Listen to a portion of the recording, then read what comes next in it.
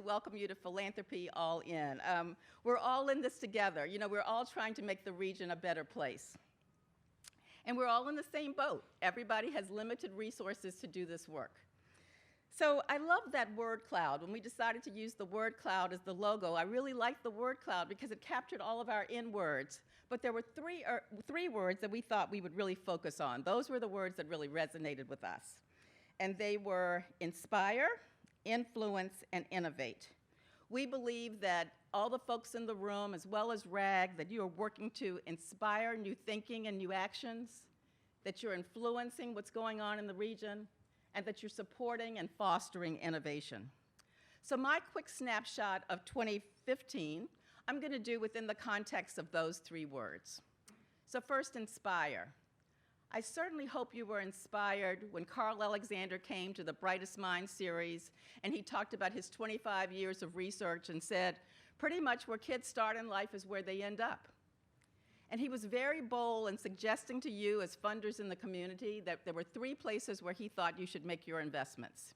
He suggested early childhood education, summer learning retention programs, and for you to look at why kids are absent from schools and try to fix it.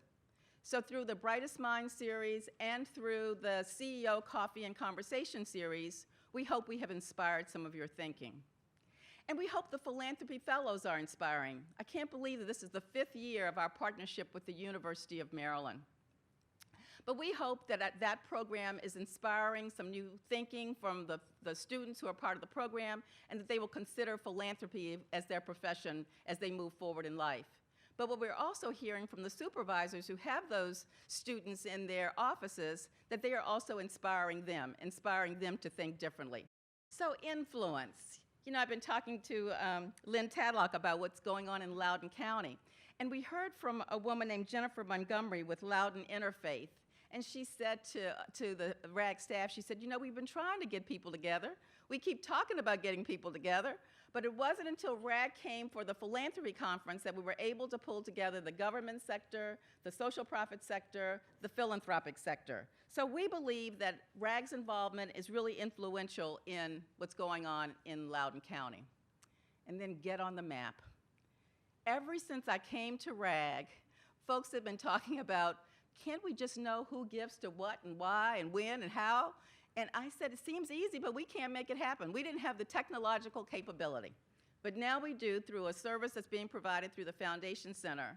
And it's just so exciting to know that over 1/3 of our members are already participating. So you can go there, you can see where your colleagues are giving. It's a phenomenal opportunity to kind of figure out where the dollars are going.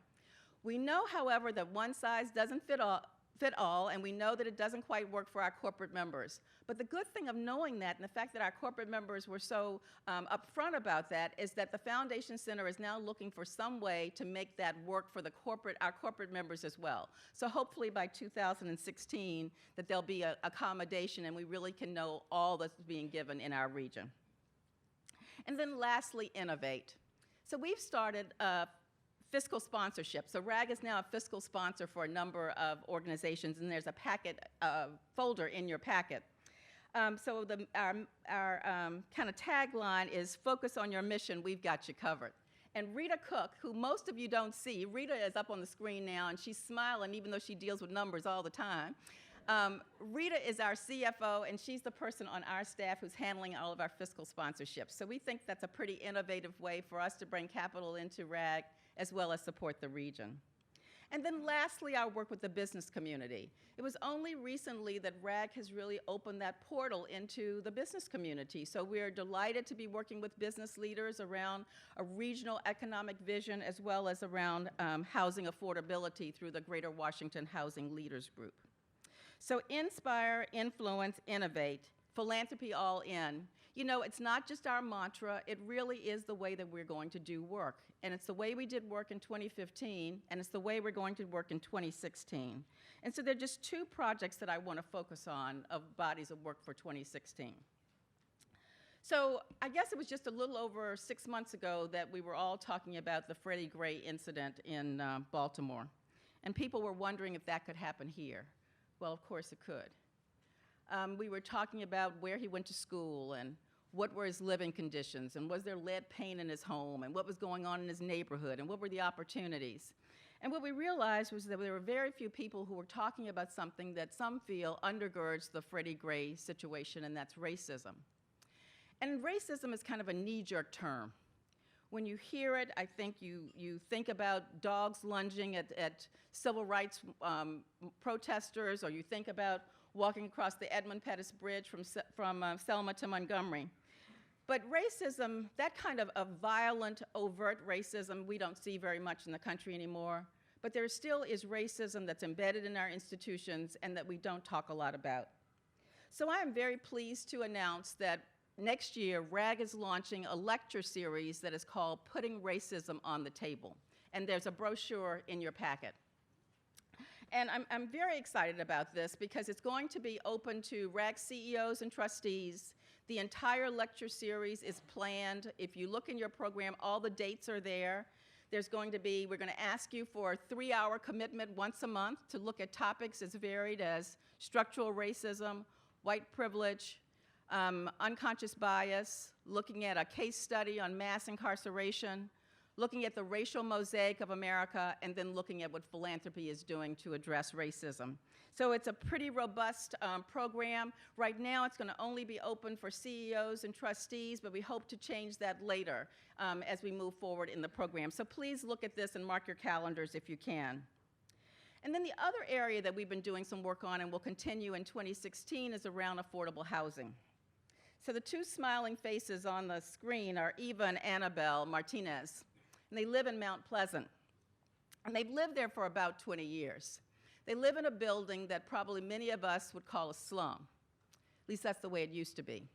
So there were rats running up and down the hall. They had sewage overflows. They had all the problems that you would associate with a building that was truly should not have been livable. But they wanted to live there. They didn't want to live in that building. They wanted to live in that community. That was their community, and they could not afford to move to a better building. So the Martinez sisters had to stay, but what they had supporting them was Enterprise Community Loan Partners. So the Enterprise Community Loan Fund came in with their impact note, and they revised the building in which the Martinez sisters lived in.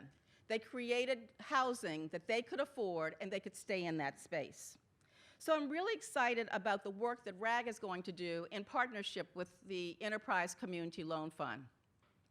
We are looking at a vehicle in which all of you will be able to invest through your corporations, through your foundations, in an impact note that will be targeted to our region, to affordable housing in our region, that you can either do through grants or through the investments of your corpus in this impact note. And those parts, we think, are pretty inspirational, pretty innovative. But the part that's really the best part, at least I think it's the best part, is the fact that every single person in this room will be able to invest in this note. $5,000 is the floor, so it only takes an investment of $5,000. You get a return on your investment, and you can be a part directly of solving the housing affordability crisis in our region. So look to your mail, either your snail mail or your email, in the next couple of weeks, and you should be getting information about this new initiative, which is called Our Region, Your Investment. But you know what Philanthropy All In is really all about? It's really all about the people. And so on the screen, I think is Kristen Pauley, I hope. I can't see it too good, but I think it's Kristen Pauley. So Kristen is retiring this year from Prince Charitable Trust. She's not able to be here, but I just wanted to acknowledge all that she's done, particularly around environmental issues and around healthy food and healthy eating. And so while Kristen will be leaving our community, the next slide you're going to see reflects the logos of all of the new foundations that have come into the WRAG community. So this is a robust, growing, vibrant community that continues to grow. And certainly, I'm really pleased by that, but I'm pleased that so many of you are here today. And I can't leave the podium without thanking you for all that you do and without thanking the WRAG staff. So up there, up in the corner is Gretchen, and there's Rebecca up there, and Rita, and Katie's there, and Sierra, and all of you. All of what makes this an incredibly responsive and robust and vibrant region. I think that when we talk about philanthropy being all in, that we know all of the work that you've done around the Washington AIDS Partnership, the work that you've done to support the Washington Regional Food Funders, all of the work that you've done that's collaborative.